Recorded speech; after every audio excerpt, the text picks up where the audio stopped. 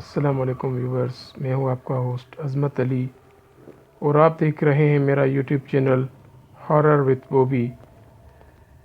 آج میں آپ کے لیے ایک ایسی کہانی لے کر آیا ہوں جس کو سن کر آپ بہت ہی مزہ اٹھانے والے ہیں اور بہت ہی انجوائے کریں گے۔ آئیے تو اسٹارٹ کرتے ہیں۔ یہ واقعہ میرے ماموں جان جو اب کافی عرصہ سے امریکہ میں مقیم ہیں ان کے ساتھ شہر بہاولپور میں پیش آیا۔ ان دنوں یہ 1980 کی بات ہے۔ ان دنوں ماموں جان CA کے امتحان کی تیاری کر رہے تھے۔ شہر بہاولپور کا قدیم علاقہ فرید گیٹ ہمیشہ سے پر رونق رہا ہے۔ رات کے وقت ماموں جان کچھ خریدنے فرید گیٹ آئے۔ مطلوبہ سامان لے کر واپس روانہ ہو گئے۔ سردیوں کا دھند بھرا موسم تھا۔ رات کے کم و بیش 10 بجے سے زیادہ وقت تھا۔ فرید گیٹ سے نکلتے ہی ان کو سڑک کے کنارے ہاتھ سے رکنے کا اشارہ کرتی ایک عورت جو کہ ایک برقع پوش تھی نظر آئی۔ ماموں جی نے موٹر سائیکل روک دیا۔ ماموں جان کے پاس اس وقت ویسپا موٹر سائیکل ہوا کرتی تھی۔ ماموں جان نے موٹر سائیکل کو روکا اور عورت نے کہا، آپ کا احسان ہوگا، مجھے بغداد اسٹیشن تک چھوڑ دیں۔ اس وقت کوئی سائیکل رکشہ اور موٹر رکشہ نہیں مل رہا اور میرا جانا بہت ضروری ہے۔ ماموں جان کا گھر بغداد اسٹیشن سے 1 کلومیٹر پہلے ہمتیاں میلے والی گلی میں تھا، لہٰذا انہوں نے اسے بیٹھنے کو کہہ دیا۔ وہ عورت ان کے پیچھے بیٹھ گئی۔ 5 منٹ کے سفر کے بعد میلے والی گلی آئی۔ ماموں جان اس کو کہا، میرا گھر اس گلی میں ہے، مگر میں آپ کو آپ کے گھر تک چھوڑ دیتا ہوں۔ مگر عورت خاموش رہی۔ بغداد اسٹیشن قریب آتا گیا اور سڑک سنسان ہوتی گئی۔ جو لوگ بہاولپور رہتے ہیں یا بہاولپور دیکھا ہوا ہے وہ سمجھ سکتے ہیں کہ ان دنوں بغداد اسٹیشن پہ پرانے خالی کوارٹر ہوا کرتے تھے اور آبادی نہ ہونے کے قریب تھی۔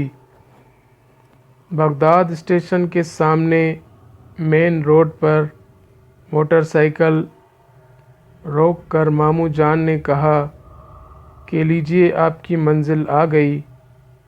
وہ عورت بولی، وہ سامنے تیسری گلی میں میرا کوارٹر ہے، وہاں اتار دیں۔ ماموں جان نے حامی بھر لی۔ 2 گلیوں کے سامنے سے گزرتے ہوئے ماموں جان کو یوں لگا جیسے موٹر سائیکل پر وزن بڑھ گیا ہے۔ ماموں جان بولے، میری بہن، وقت نہیں اکیلے نہ رات کو نکلا کریں۔ وہ عورت خاموش رہی۔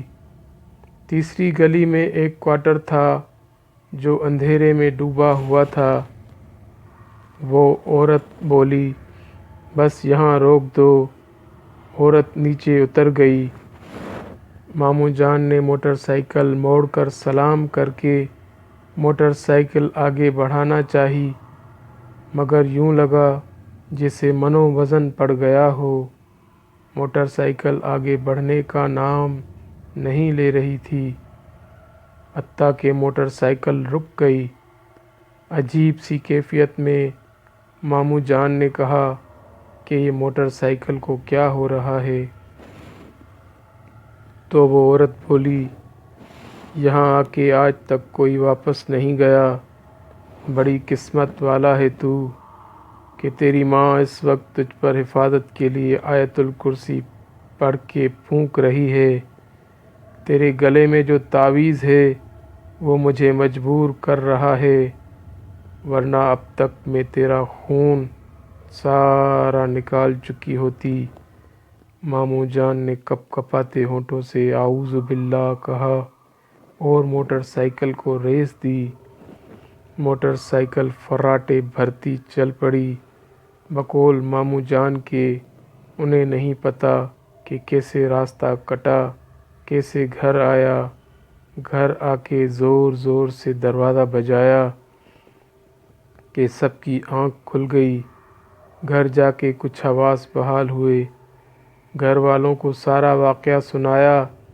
बात सुनते ही नानी अम्मी जी ने कहा कि हाँ, कुछ देर पहले तुम्हारा ख़याल आया कि तुम अभी तक घर नहीं आए, तो मैंने आयतुल कुर्सी पढ़कर तुम्हारा तसव्वुर करके फूंकी थी। उस रात मामू जान सो न सके।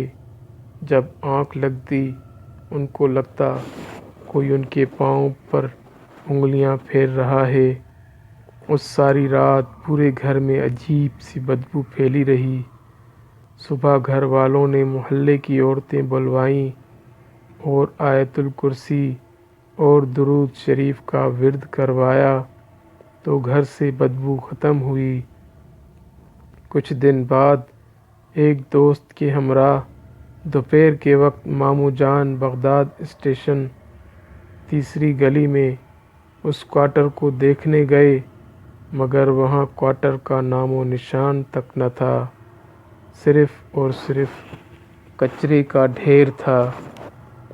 ये थी हमारी आज की कहानी। उम्मीद है आपको कहानी बहुत पसंद आई होगी। जिन भाइयों को मेरे चैनल पसंद आए, बराए मेहरबानी मेरे चैनल को लाइक और सब्सक्राइब कर दें।